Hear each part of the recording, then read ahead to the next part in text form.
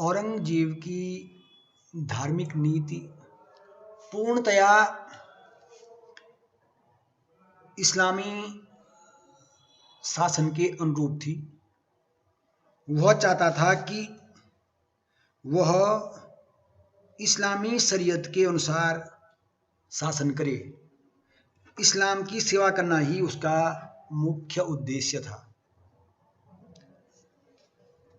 उसने अपने पूर्ववर्ती सम्राटों की सहिष्णुता की नीति को पूर्णतया परिवर्तित कर दिया था। औरंगजेब चाहता था कि वह इस्लामी सिद्धांतों के अनुसार सत्य धर्मावलंबी शासक के रूप में शासन करे। इसलिए उसने शियाओं के विरुद्ध भी एक प्रकार से अपनी नीति को जारी रखा, क्योंकि औरंगजेब एक कट्टर सुन्नी मुसलमान था।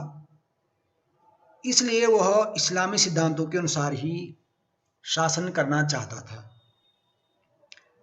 जब 1659 ईस्वी में वह बादशाह बना और उसने आगरा में प्रवेश किया, तो उस समय भी उसका अपने पिता शाहजहां से विवाद हुआ था। तब उसने राजत्व की यह परिभाषा दी थी कि ईश्वर उन्हीं व्यक्तियों को अर्थात अल्लाह उन्हीं व्यक्तियों को राजसत्ता प्रदान करता है जो अपनी प्रजा की रक्षा और भलाई के लिए कर्तव्य का सुचारू रूप से पालन करते हैं। और इस कथन का अर्थ उसका यह था कि उसे विश्वास था कि उसका पवित्र कर्तव्य शरीयत के अनुसार शासन करना और इस्लाम की सेवा करना है। इस तरह औरंगजेब इस्लामी शरीयत के अनुसार शासन करना अपना परम कर्तव्य समझता था। उसका राजत्व का आदर्श इस्लामी सिद्धांतों के अनुसार शासन करना ही था। उसके शासन का आधार कुरान था। इसके अनुसार उसका कर्तव्य अपनी प्रजा से अल्लाह के नियमों का पालन कराना तथा इस्लाम का प्रचार करना था। एक आस्थावान मुस्लिम के लिए अल्लाह के मार्ग में जिहाद ही सर्वोत्कृष्ट कर्तव्य है। कुफ्र को समाप्त करना तथा दार उल हर्ब को दार उल इस्लाम में परिवर्तित करना अर्थात उसे इस्लामी राज्य बनाना, यही औरंगजेब का मुख्य उद्देश्य था।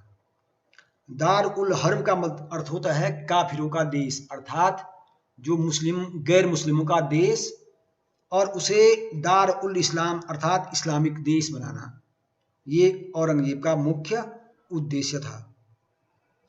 गैर मुस्लिमों को वह कुछ शर्तों पर ही जिम्मी मानी एक प्रकार से द्वितीय दर्जे के नागरिक बनाने की स्थिति को उपलब्ध करा सकता था।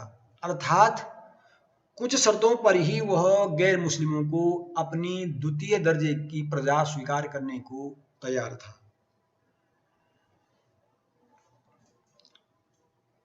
प्रारंभ से ही उसने इस्लाम को राजधर्म के पद पर प्रतिष्ठित किया और इस्लाम के प्रचार के लिए उसने राज्य के सभी संसाधनों का प्रयोग किया। 1644 ईस्वी में जब वह गुजरात का सूबेदार था, तब उसने चिंतामणि के मंदिर के साथ कई अन्य मंदिरों को तुड़वा दिया था। दक्षिण में सूबेदार पद पर रहते हुए उसने खांडीराव का मंदिर तुड़वा दिया था। और इस तरह जब वह बादशाह बना तो उसने अपनी सहिष्णुता की नीति को, जो अब तक के पूर्ववर्ती बादशाहों द्वारा सहिष्णुता की नीति को अपनाया गया था, उसे औरंगजेब ने पूर्णतया परिवर्तित कर दिया।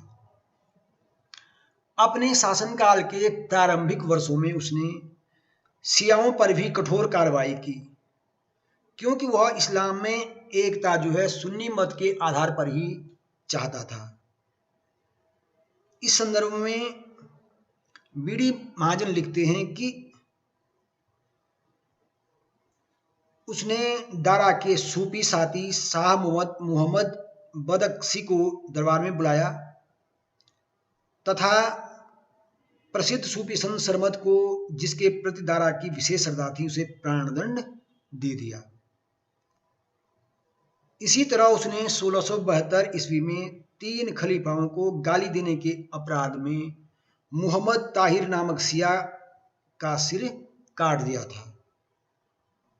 बोहरा जाति के धर्मगुरु को 700 अनुयायियों के साथ उसने मरवा डाला था और शियाओं के विरुद्ध कार्य करते हुए उसने 1669 ईस्वी में मुहर्रम पर प्रतिबंध लगा दिया था। मुहर्रम बंद कर दिया गया था। उसने अनेक हिंदू विरोधी कार्य किए। हिंदू धर्म तथा हिंदुओं पर उसने धीरे धीरे आक्रमण किए। प्रारंभ में उसने 1659 ईस्वी में बनारस के पुजारी को यह बताया था कि उसका धर्म नए मंदिर के निर्माण की इजाजत नहीं देता तथा साथ ही पुराने मंदिरों को भी नष्ट करने की आज्ञा नहीं देता है। परंतु बाद में औरंगजेब ने अपने इस सिद्धांत का पालन नहीं किया। अपने इस कथन पर वह अडिग नहीं रहा। उसने नए मंदिरों के निर्माण पर तो प्रतिबंध लगाया, परंतु पुराने मंदिरों को भी गिरा दिया। उसने 1669 ईस्वी में आदेश दिया कि काफिरों के सब मंदिर और शिक्षालय गिरा दिए जाएं। इस संदर्भ में बीडी महाजन लिखते हैं कि उसने काफिरों की अर्थात गैर मुस्लिमों की जो धार्मिक प्रथाएं थी उन पर रोक लगा दी। इसीलिए उसने यह आज्ञा दी कि काफिरों के सब मंदिर और शिक्षालय गिरा दिए जाएं, जिससे उनकी धार्मिक प्रथाओं को दबाया जा सके।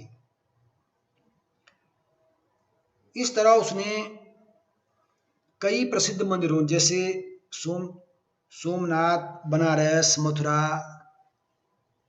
के जो मंदिर थे, कई प्रमुख मंदिर, उनको उसने तोड़ दिया।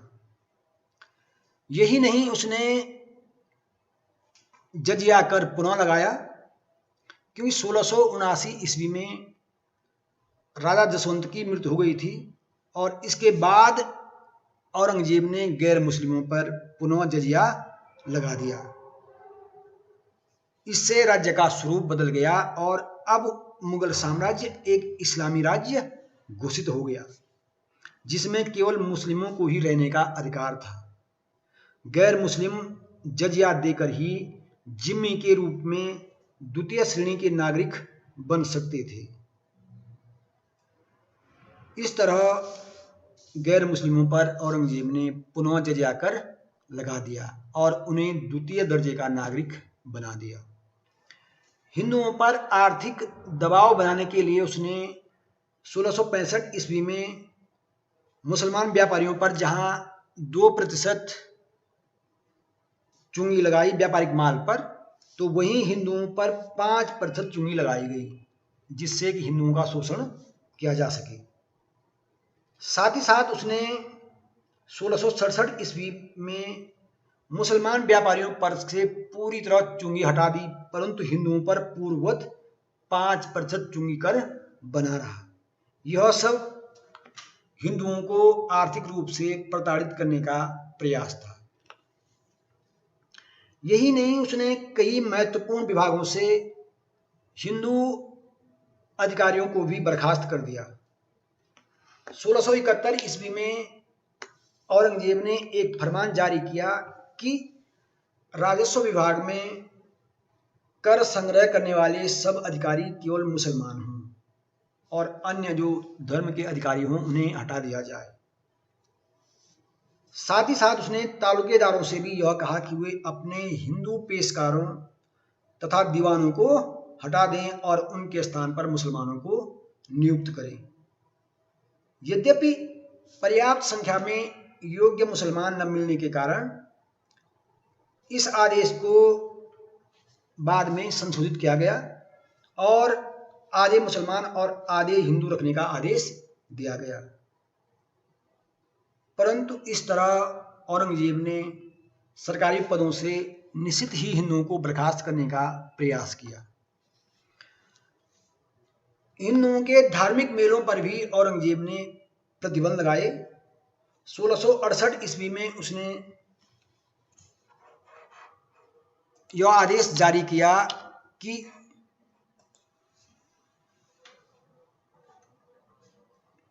हिंदुओं के जो धार्मिक मेले थे उन पर और तीर्थ यात्रा करने पर कर लगा दिया गया। इसके लिए प्रयाग में स्नान करने पर प्रत्येक हिंदू को 6 रुपये 4 आने देने पड़ते थे।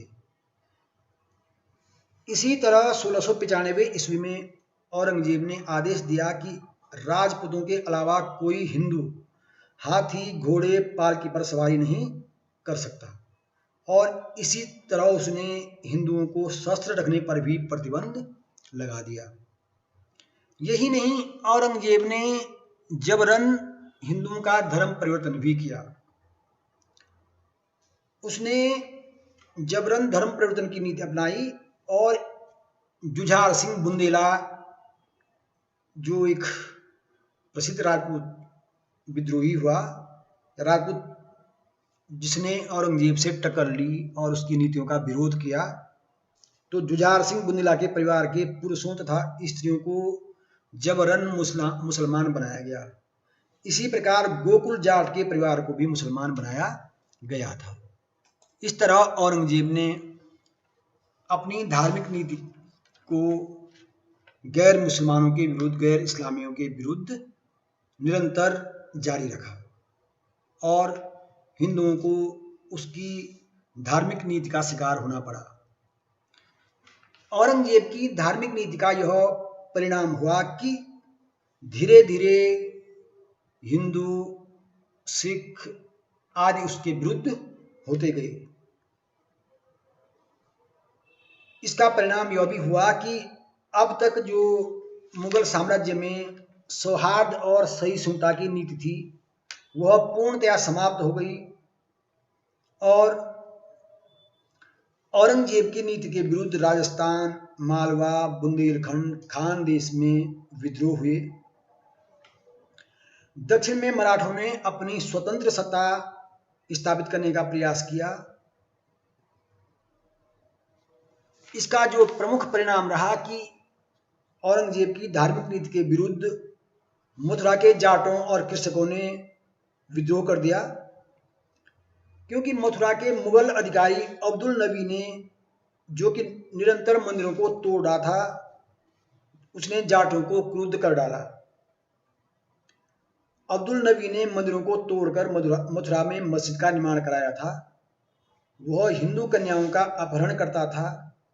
इसका परिणाम यह हुआ कि जाटों ने गोकुल जाट के नेतृत्व में मुस्लिम अधिकारियों को भगाकर सादाबाद परगना लूट लिया और इसका परिणाम यह हुआ कि गोकुल जाट के नेतृत्व में जाटों ने विद्रोह कर दिया। यद्यपि औरंगजेब ने विद्रोह का दमन किया और गोकुल जाट मारा गया, परंतु फिर भी कालांतर में राजा राम जाट के नेतृत्व में विद्रोह चलता रहा। बाद में चूड़ामन जाट ने जाटों का नेतृत्व किया और निरंतर विद्रोह जारी रखा। इसी तरह औरंगजेब की नीति के विरुद्ध, औरंगजेब की धार्मिक नीति के विरुद्ध सतनामियों ने भी विद्रोह किया। सतनामी संप्रदाय के जो अनुयायी थे वो नारनौल में निवास करते थे।